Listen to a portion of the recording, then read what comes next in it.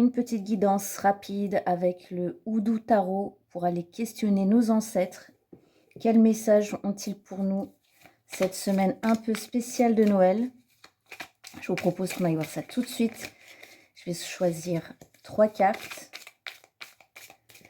Hop, on va prendre celle-ci, une au milieu. Hop, et la dernière ici. J'espère, je regarde que vous voyez bien. Je vais pousser hop, le coffret pour que vous voyez bien ici. Alors, qu'est-ce qu'on a? Miss Ida.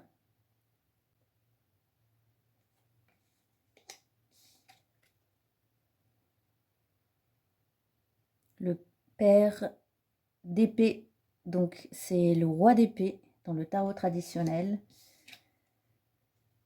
Et l'as de bâton. Donc Miss Ida, qu'est-ce qu'elle nous dit, Miss Ida?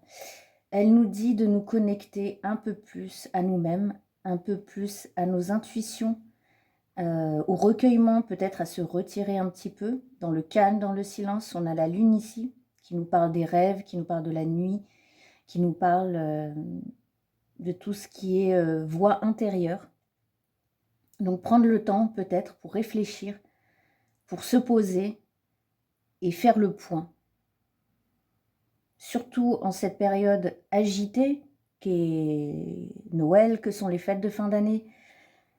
C'est très agité en ce moment. Donc là, Miss Ida nous conseille l'inverse finalement.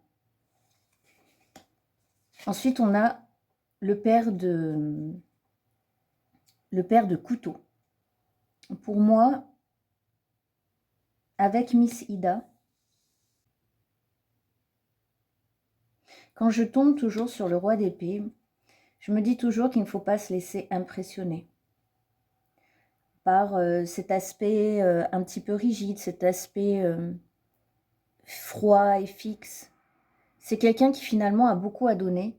Est-ce que ce ne serait pas le moment aussi de voir une personne autrement et de se dire que, en fait, finalement, même si au début on ne se sent pas très à l'aise avec, en fait c'est beaucoup plus complexe que ça, c'est une personne beaucoup plus riche que l'on pense. Peut-être une personne qu'on n'a pas envie de voir justement pendant les fêtes. Et finalement, on va peut-être lui laisser sa chance cette fois.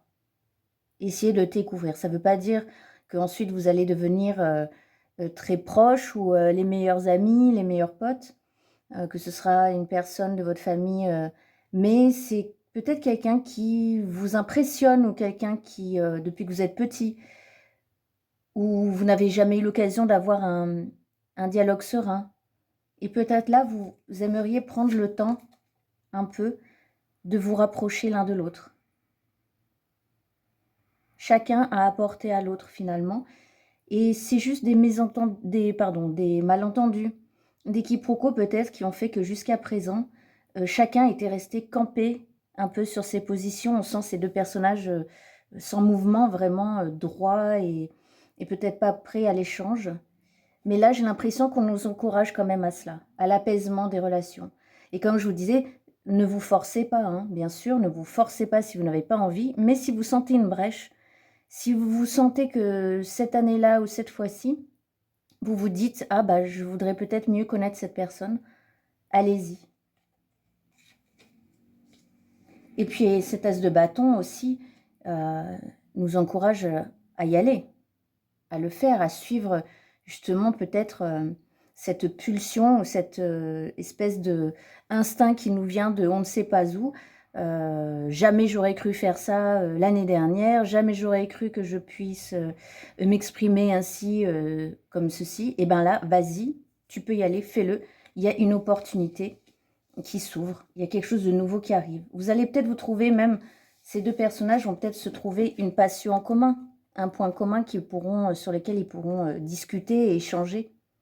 On n'est pas obligé de se confier nos états d'âme, mais juste, ça commence par un centre d'intérêt, un hobby, un loisir qu'on partage, et on commence la discussion comme ça, et après, hop, ça devient plus joyeux, un peu plus... Là, ces deux cartes sont très sombres, et celle-ci, au contraire, s'ouvre plus sur le ciel, et une végétation assez riche et verte.